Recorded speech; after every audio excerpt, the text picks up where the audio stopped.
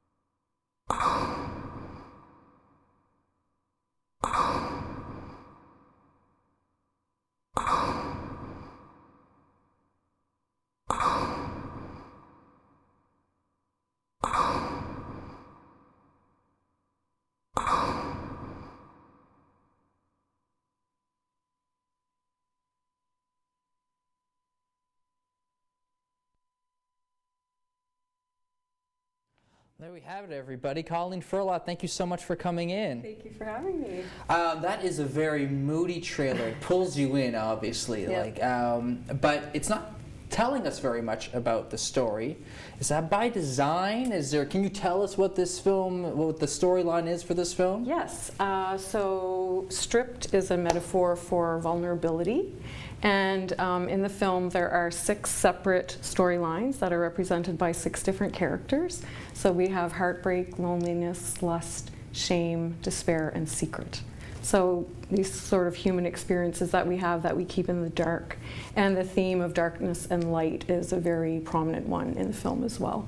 There's some bold statements, in the press release it said breaking the cardinal rule of cinema, things like that. Yes. So what can people expect from things like that? Even in the trailer, making mention how you seem to be going at this from a way that people might not be used to. Well, what I've done that I don't believe has ever been done before is I've actually stripped the film of close to 50% of its picture.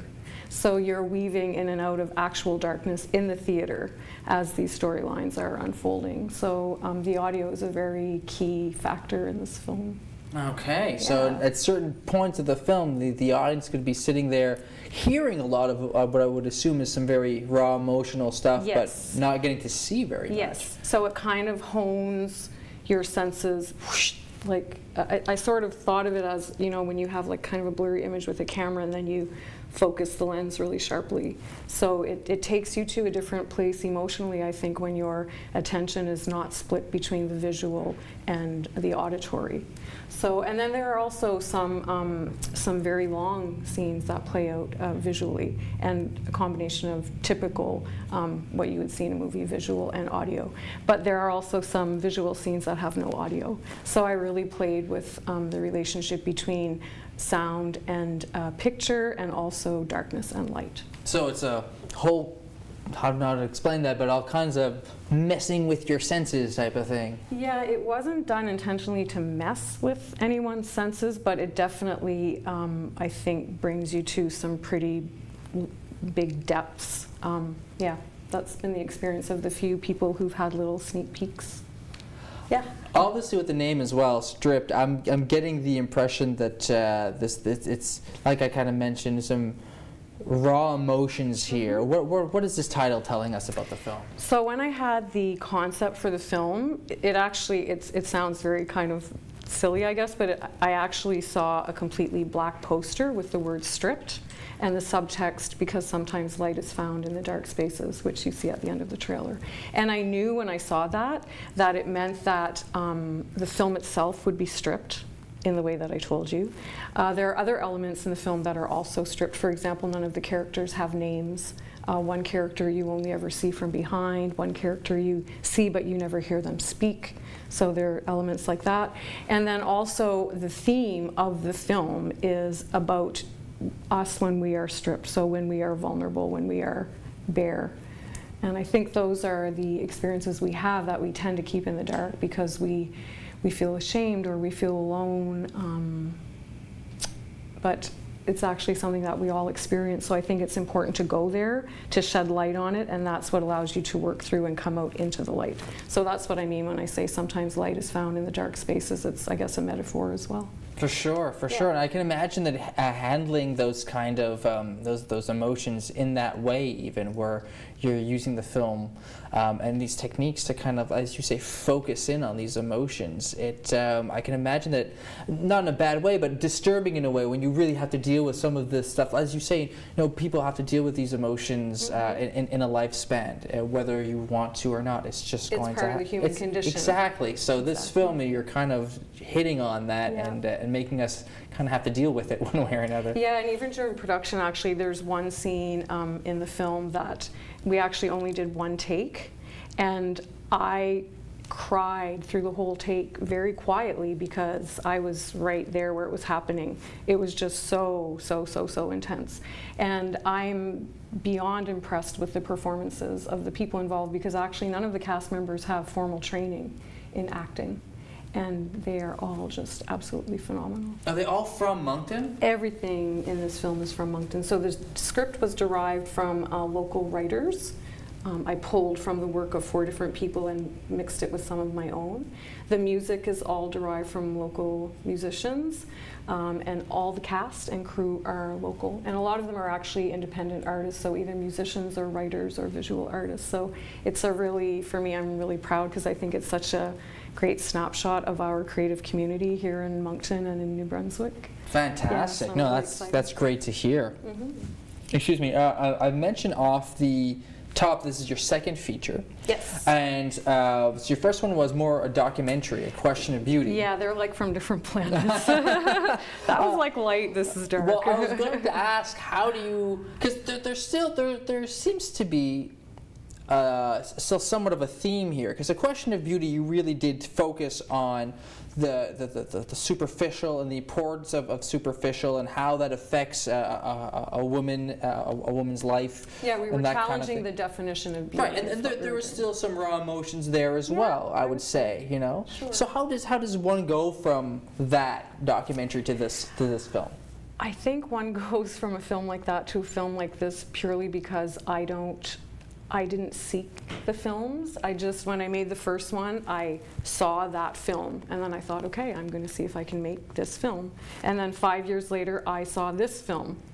And I'm actually working on a new script already, which I saw about a month and a half ago, and it's completely different from these two. It's a buddy cop comedy. Yeah, no, it's not. But it's very different. So I think, we have this tendency to think of filmmakers as sort of having like a style or a genre that they kind of stick to. But that's not what seems to be happening for me, so I just kind of do what I'm told. Essentially. Well, that's good, though. I make the film that seems to want to be made.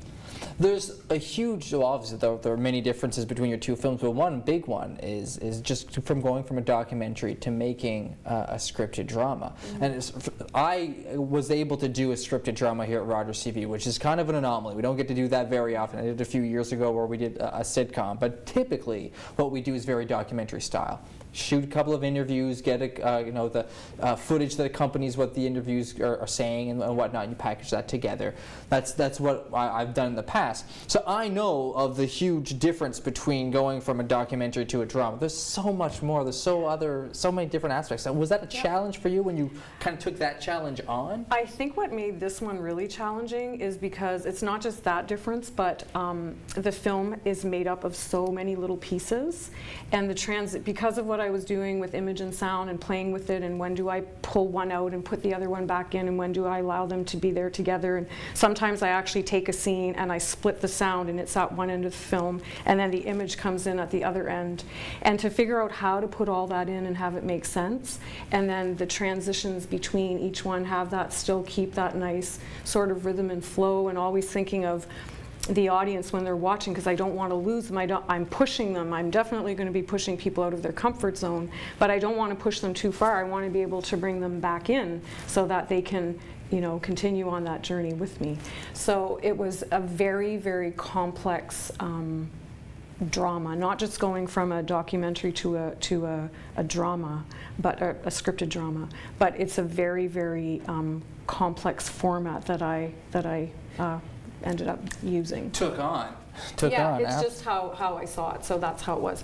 So we started shooting in bits and pieces, and the script wasn't even finished yet. At one point we were midway through production and the film didn't have a beginning or an end. I just thought it's going to come eventually, and then it did. First the ending, then the beginning. Well, look, thank you so much for coming in. It's Stripped. It is at the Capitol Theatre, September 21st at 7:30. That's right. So fascinated with this film. It looks really interesting. Thank you. Thank you so much for coming, Thank and you good for luck with having the movie. me. Thank you so much.